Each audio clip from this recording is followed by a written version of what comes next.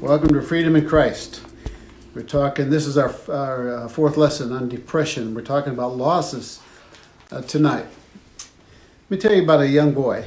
When he was about 5 or 6, he was a little bit overweight and kind of insecure.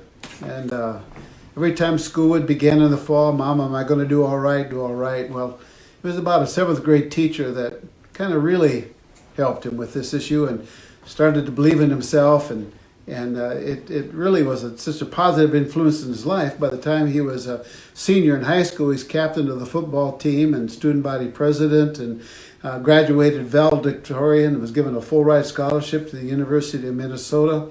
Got bored with it, even though he's offered a scholarship as well to at least try out for football. Went out to Stanford, double major in mechanical engineering and history.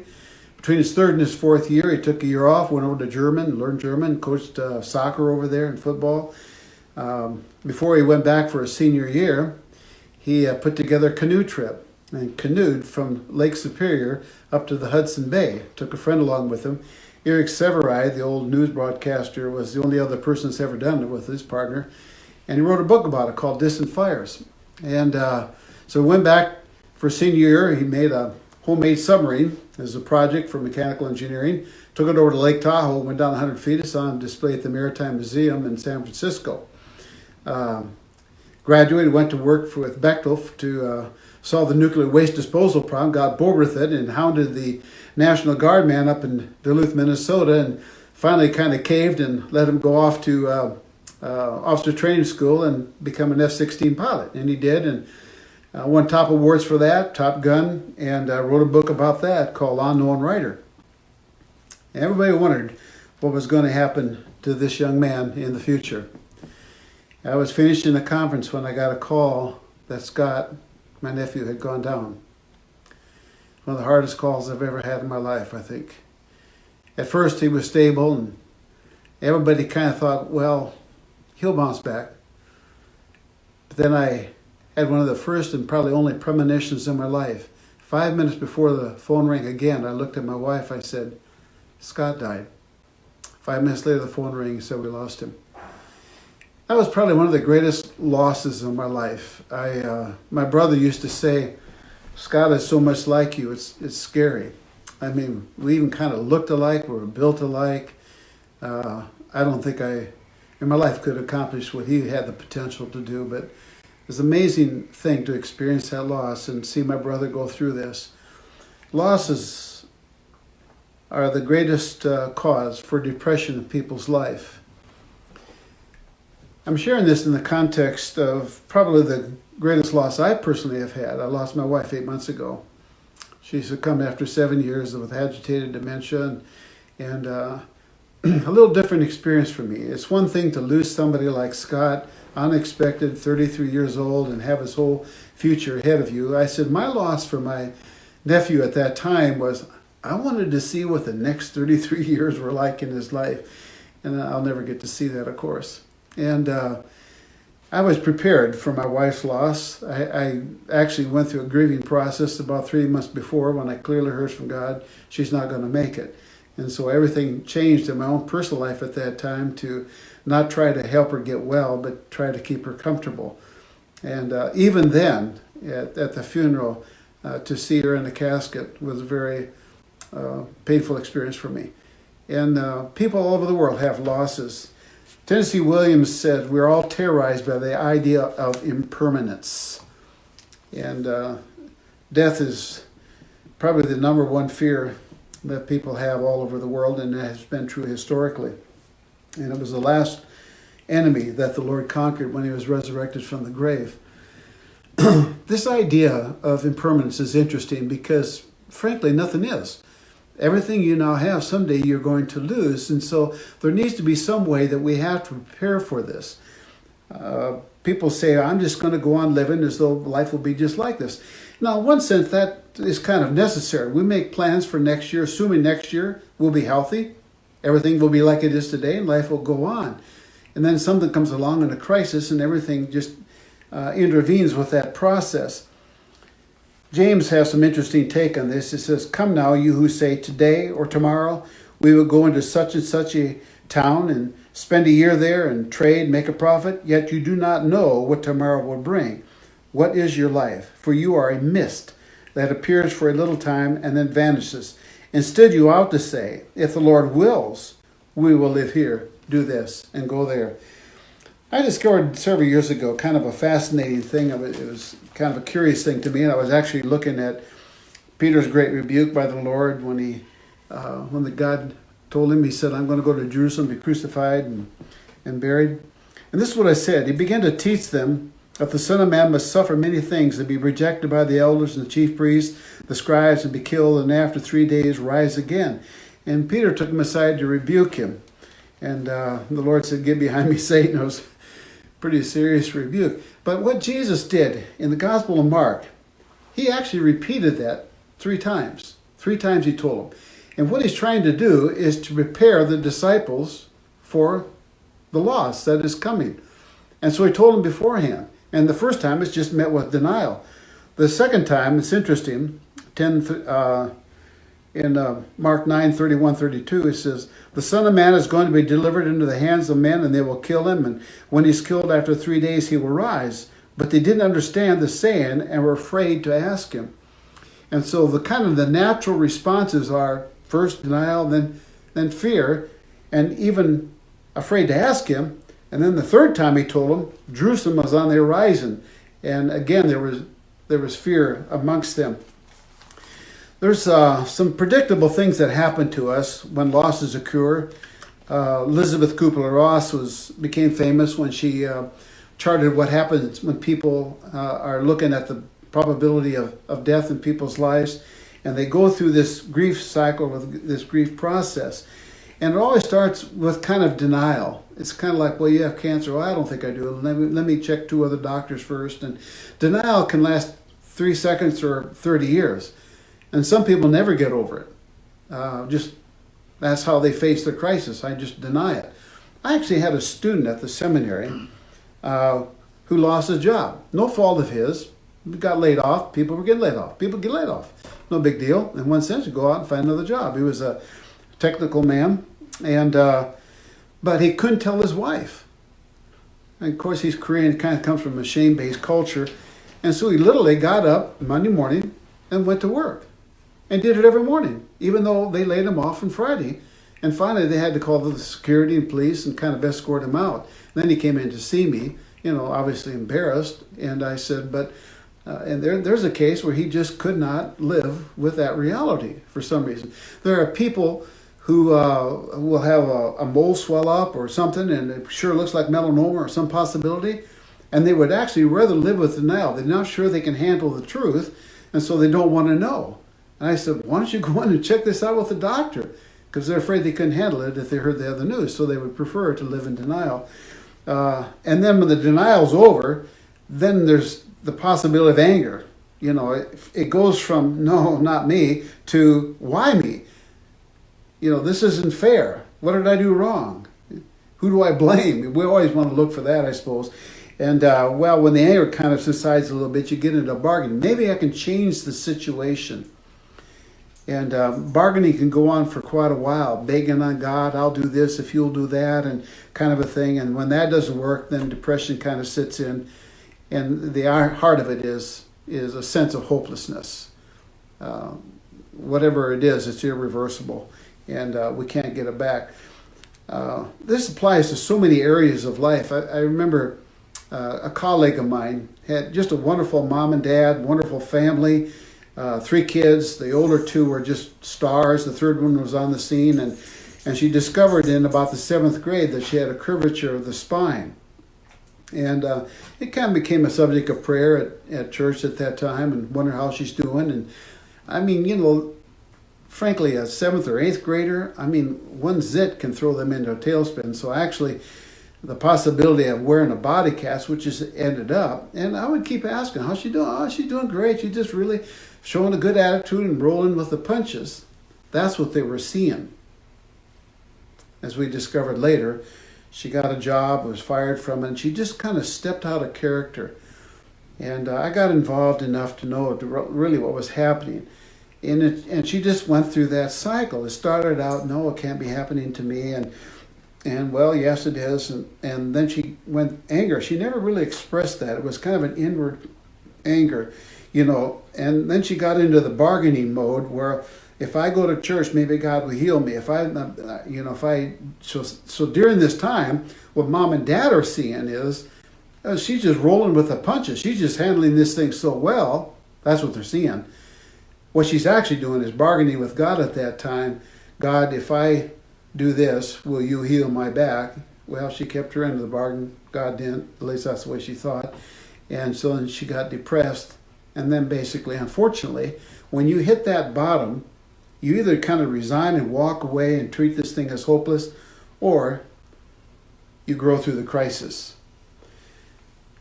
Crisis doesn't destroy us, but it does reveal who we are. God never treats any loss in our lives as permanent. We have a tendency to do that, and then that prolongs, of course, the depression. But this light and momentary affliction, that's how God sees it from his perspective. Now, for us, it can be a tremendous, dramatic loss in our life. But when we put it in perspective of eternity, because one day we're all going to die. It's appointed unto every man that one day we shall die and then come the judgment. I mean, that's inevitable. And I said, but this momentary light affliction, this achievement for us in eternal glory, that far outweighs them all. It's very hard for us to get that in perspective. And the Old Testament says, precious in the sight of God is the death of one of godly's one. Now, from a time orientation that sounds silly. But from an eternal perspective, then it all makes sense. Precious in the sight of God is the death of one of his godly ones. Why? They're with him. We're with him. Now, for a believer, that should always be in our mind. We should always have eternity in our hearts in the sense of seeing life from an eternal perspective, not a temporary perspective. Because the losses that we're going to experience in life are inevitable and they're just going to happen.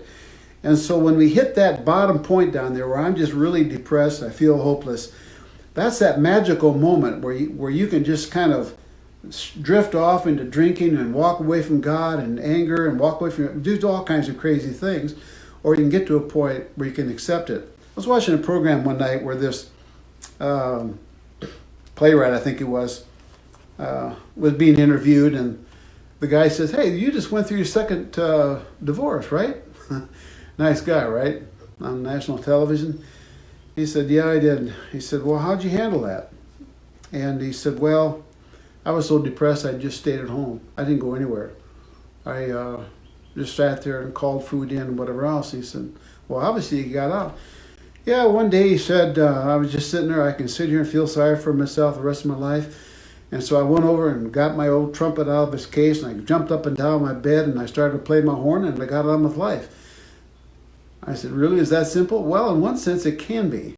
But let me just share with you what experience has taught over the years. Because when you look at that crisis, this lifestyle that we have right now, we kind of assume it's just going to keep going just like this. Next year will be like that. I'll be a year older, but we're just going to continue on. And then we all of a sudden, boom, that crisis hits and just throws us off the path.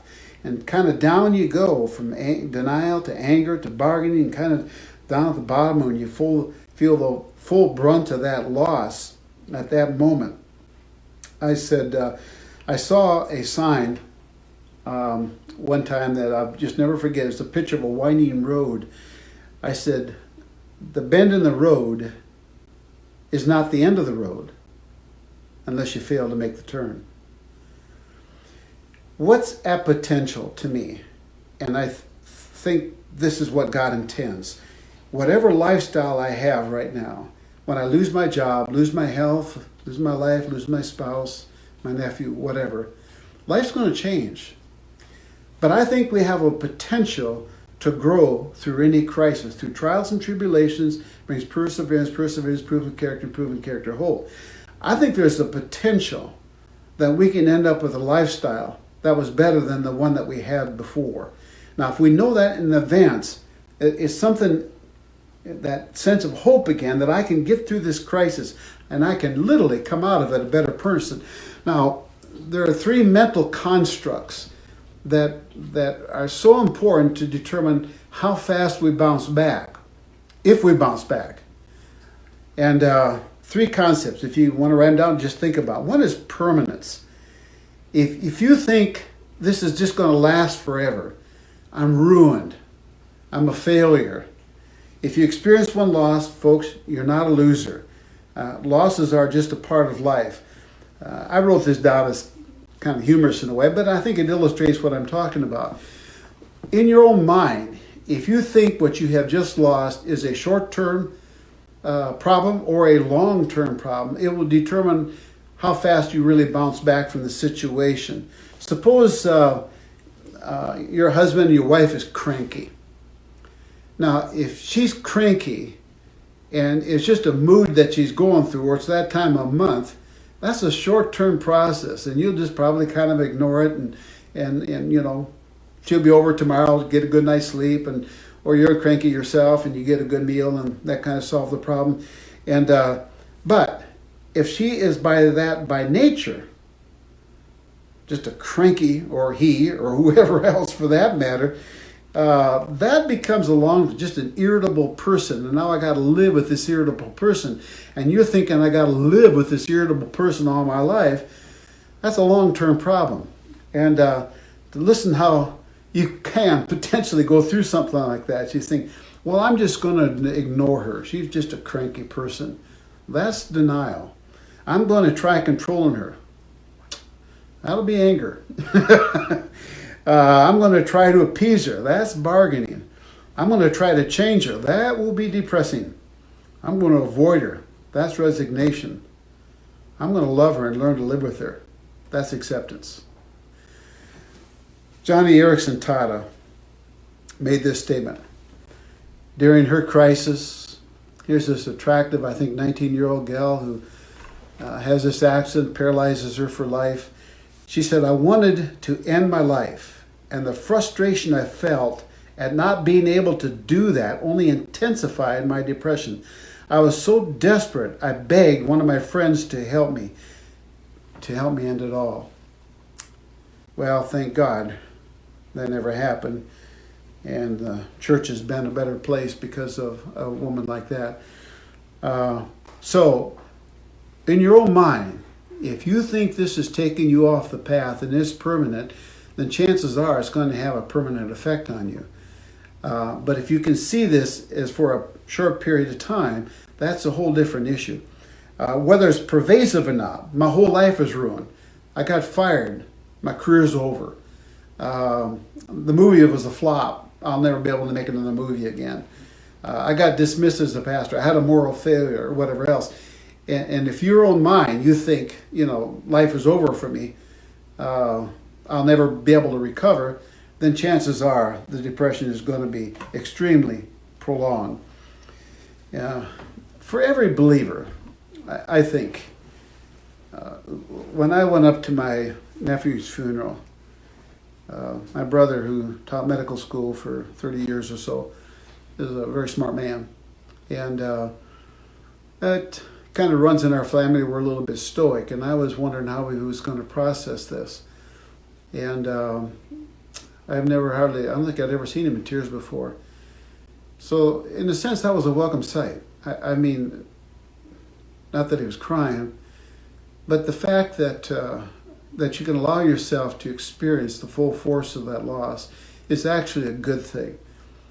That's the intent behind a funeral, is to have a place where people can come to have a final appearance and to grieve and to finalize the loss and to basically, pick up and go on from there. We grieve, and this natural, folks, for what was lost. We grieve, but not of those who have no hope. So everybody grieves when they experience a major thing in their life. If you don't grieve at the loss of a loved one, it wasn't a loved one. The loss is real, and it's painful, and it hurts.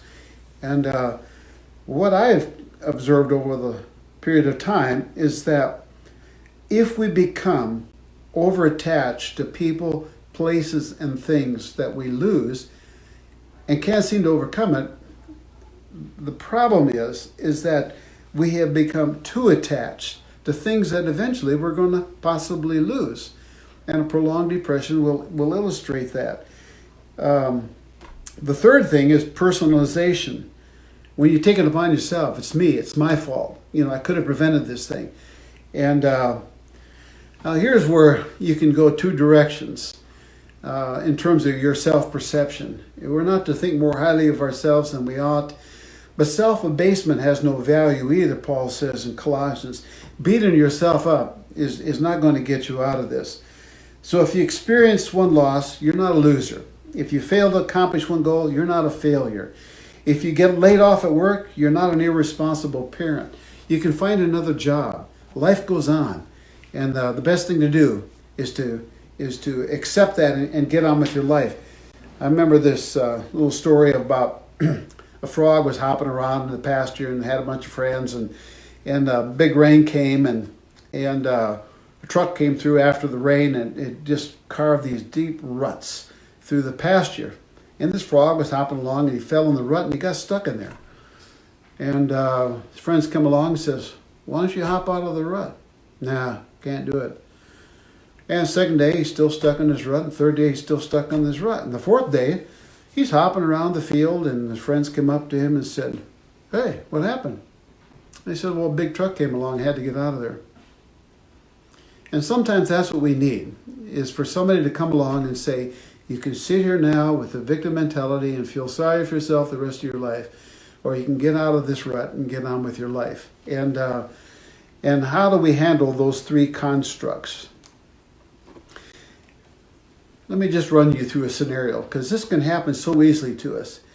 It's my fault that the whole company didn't get that contract. That's personalization. You can beat yourself up for the longest time that way, and actually it'll probably affect job performance. So get beyond that construct. Now I'll never get a promotion that I want. That's permanence. You're assuming this thing can just last forever. My whole life is ruined. And I'm a total failure in your life. Pervasiveness. The constructs of personalization, permanence, pervasiveness dominate the way depressed people think. If you experience loss in one area, don't generalize it into a total life crisis. Keep it specific. If you experience a crisis today, don't allow it to affect you tomorrow. Keep short accounts. If the world's disintegrating around you, don't accept the blame when it's not appropriate. If you're suffering the consequences of a bad decision, then change what you can, minimize your losses, and move on. And somehow we all have to make that choice to do that. What I'm saying is, to change your belief essentially. And beloved, to be honest with you, now's the time to do it, not in the middle of a crisis. Because when crises come, you're just kind of overwhelmed and you don't think very clearly. So it's the kind of thing that you ought to prepare yourself beforehand, like Jesus did. Think it through beforehand. And I'll give you an illustration of that, by the way. Years ago, when I was teaching at the seminary, I was also teaching at a church, and the oldest class in the church, I was going to have a retreat. It was a couples retreat, but a few singles came. But they were in their 60s and 70s. And, wonderful people. And so I talked to them about this idea of preparing yourself for impermanence. And that was one of the most shocking experiences of my life. When I started to actually ask around, I said, how many here have prepared a will? Well, several of them have. I said, how many have funeral instructions? How many have set aside, advice for the kids, what to do with your finances, what to do with your things, so there isn't a fight afterwards? And I said, well, we don't like to talk about those things, but you need to talk about those things before it happens, not during it happens. Because during a crisis, people aren't thinking well. And so the more that you can think ahead of it, the better off you'll be. And moving from personal, I'm the problem, to it's a problem. I remember I used to ask groups, I said, how many have a problem child? A few people will raise their hands. I said, do you have a problem child, or does your child have a problem? If you believe you have a problem child, the only way to get rid of the problem is to get rid of the child. But if your child has a problem, there's a potential that problem can be resolved. You move from pervasiveness in everything into this one thing. Impermanence from forever, but for a season. We all go through seasons of life. Everybody does. I mean, it's inevitable. I think God gave us the rotation of our sun and the earth to kind of illustrate that. I said, when winter comes, we wonder if summer ever will. When summer comes, we can hardly wait till fall. I mean, that's just life. That's the cycles that we live through. We do it daily, we do it monthly, we do it yearly, and we do it throughout our life.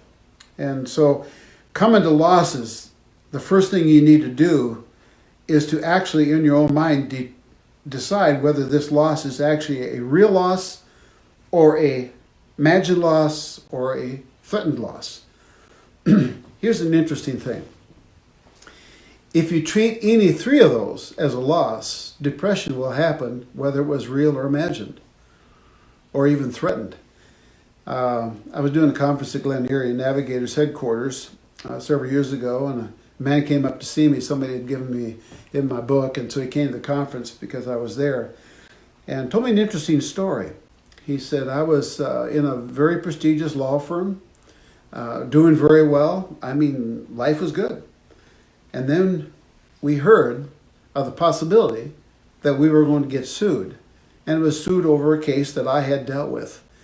And he said, I went through the worst year of my life. I literally got depressed. I said, we're going down.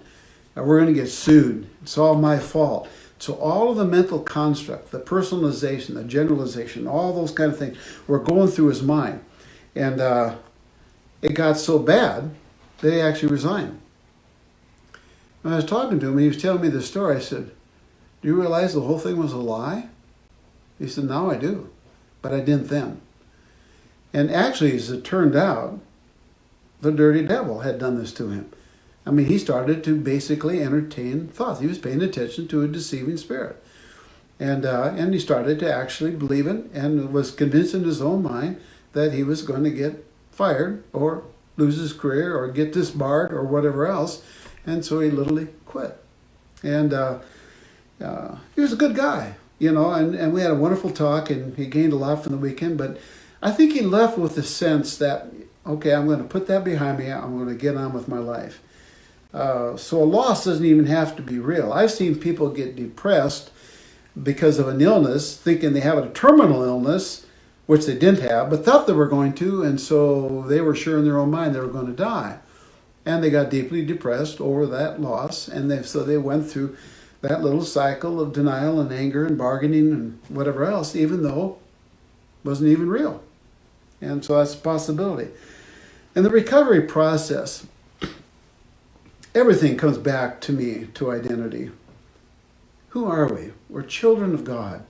God is never going to abandon his children. God never going to allow us to go through something, not even be tempted beyond which we're able to endure. And so what I've seen in events like this is that people can go through this crisis. And for some people, for the first time, they discover who they are in Christ. I mean, it's actually been allowed by God in such a way to drive them to a point where they literally will turn to God. But there's so much to do. You know, when I lost my wife 8 months ago, I mean, it was the biggest loss of my life. I mean, I lost my life partner, 52 years. Life changed. I'm suddenly single.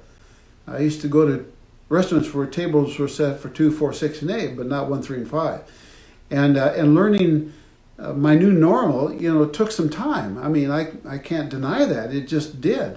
You went through a period of time. Is there somebody else out there for me? No, I don't think so. And so, I mean, you go through a lot of issues. Fortunately for me, I know who I am. I knew who I was before. That didn't really change.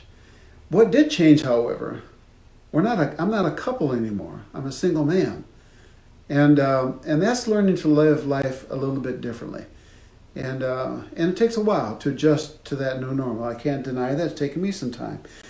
In a lot of ways, when I wrote The Power of Presence and started to experience the peace of God during this time, that was a wonderful setup for me for the period of time I'm in right now, because it just continued.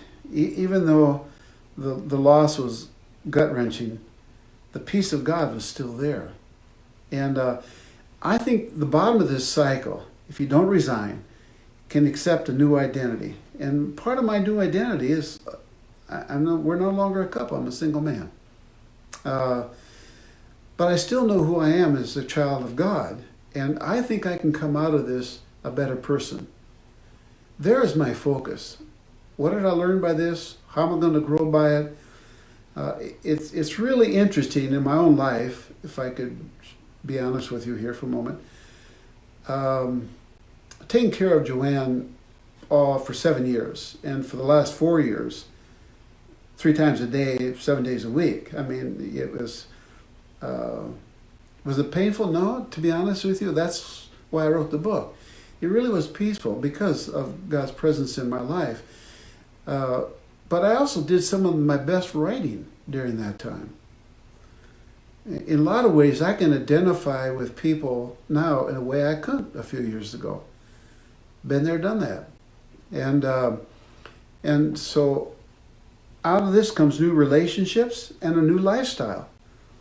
And I don't know why this is the case, but for me, my new lifestyle has changed quite significantly. And it's more spiritual. My devotional life in the mornings is the best it's ever been. And I think this is what we have to see. This is where your hope lies.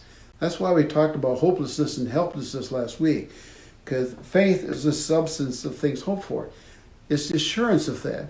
And so I know where my future is. I'm going to see my wife again. I know that, and I live with that blessing. And so out of that comes new relationships. Buzz Aldrin, the second man to walk on the moon, said, "My depression forced me at the age of 41 to stop and for the first time examine my life." Oftentimes a crisis like that will precipitate the need for new relationships and scenarios. I know it isn't public to say something like this, but I think there's a lot of people who would agree with me that when New Orleans went through that real tragic flood and hurricane, there were a lot of people living in basically a ghetto and just stuck there for years. And it was really fascinating how much that area was flooded and other areas weren't. But it forced them to flee. And many of them were actually better off for getting out of a place that they were just living in and wouldn't move on. That doesn't take away the fact that there was tragic losses of life. I understand that. But sometimes those crises will force us to do that. Change jobs, change careers, change locations. I often wondered why people just don't leave ghettos or they live in neighborhoods and places. I said, join the military, go somewhere. And I said, sometimes a crisis will force people to do that, to just get out of the rut that they're in and make the next change in their life. And so I think God allows that. I think God has dramatically brought his ministry of darkness in my life 3 times now, and both of them precipitated a great change in my life. At the time, difficult going through it, but truth of the matter is, it led to a better scenario every time. And frankly, for me, a better lifestyle. I'm not talking about materialism, folks. I'm talking about a better lifestyle with God, a better change of life. So, crises don't break us, but they do reveal who we are. And so our last week on Together in Depression, we're going to talk about just a kind of a step-by-step scenario. I used to believe this, that everybody should have an anti-depression kit that you worked out beforehand, that if this is going to happen, this is how I'm going to respond to it. One of the things that has really helped me, and I'm going to repeat this next week because I think this is just a way to live. I said, I always kind of look at a worst end scenario and ask myself, can I live with that? And if the answer is yes, then that has no power over me anymore. I can continue on because I know I can live with that. And I've seen people out there, you lose body parts, lose all kinds of things, and still go on and have a meaningful life. I remember, what would it be like to live without a leg? You lose a leg. I said, my dad lost a leg and went on and continued to be a farmer, and so life goes on. And we have that potential because of who we are, because we're children of God, that God is never going to abandon us. But I think he can bring us through a crisis, and we can come out of this with a new lifestyle, new relationships, and a better understanding of who we are in Christ. And I think that's what God intends as we go through these crises in life. Question? Practically, if you have a friend, if you're a believer in Christ and you're come alongside a friend who's going through a crisis, what would be some practical things you could do to help them be objective in their thinking? Well, if you have a friend going through a crisis, the number one issue is just be there. It really isn't what you say; it's your presence that means something. Just stop by. Just let them know I'm here. Don't try to answer great theological questions during that time of loss. That is not the time. I thank God to this day for an experience I had as an engineer. Before I went into ministry, I was a new Christian. I started a Bible study at work, and I invited a young man to come to the Bible study. In fact, he was riding with me to work. He was in a work school program, so he gave us 20 hours a week, a year, and so he was studying to be an engineer, essentially. So he was interning, and he would ride with me, and I'd pick him up and take him to work, and I said, why don't you come to a Bible study? Why don't you come to Bible study? Finally, he said, Neil, I'm not interested. Please don't stop asking. And I could tell at that time, I kind of turned him off. And I said, obviously something has turned you off to Christianity, right?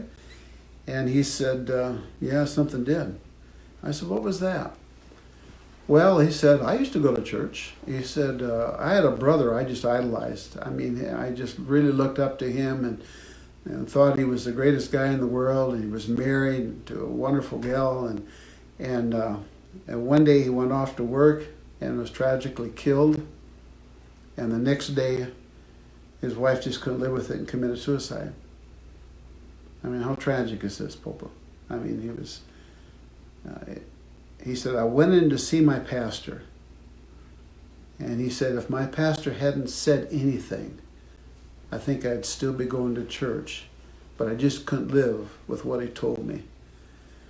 I really believe God gave me that experience before I went into ministry. And when I taught at the seminary, I'd have a time when I'd take all the students over to a mortuary and we'd walk through it and get a good talk from the mortician that was there.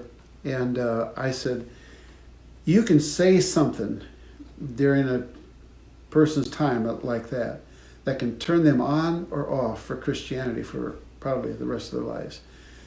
And so if it's almost better to zip it, to be honest with you. There's nothing that's more meaningful than just to be there. That's why I wrote The Power of Presence. And friends don't know what to say. I said when Joanne was passing away, it was one of those tough issues that part of you says, I want the suffering to end, but I don't want to lose her. And so you have mixed emotions during times like that. And that's understandable. I mean, to watch my wife just lay there day after day after day was not an easy experience. I mean, I can't imagine me doing that, to be honest with you. I'm kind of an action-oriented person. I said, but she did. And here's the good news, folks. Didn't have to say anything, just to be there. That's all she wanted was my presence. And now I can look back and say, thank God I stayed there. I feel, I want to feel good about what I did. I love my wife to the end. And that's what we all have to do, people, is we're living in a fallen world, and no matter where you go, there's going to be a crisis event, and the news is geared towards it. If it bleeds, it leads, and that's the way our system works out there. But in the midst of that, we have a God and a future for all of us, and we'll just thank you for that. And next week we'll talk about a procedure of going through steps that can actually help you overcome depression. Thanks for following Freedom in Christ Ministries. If you enjoyed watching or listening to this teaching, please follow and share us on Facebook, Instagram, and Twitter.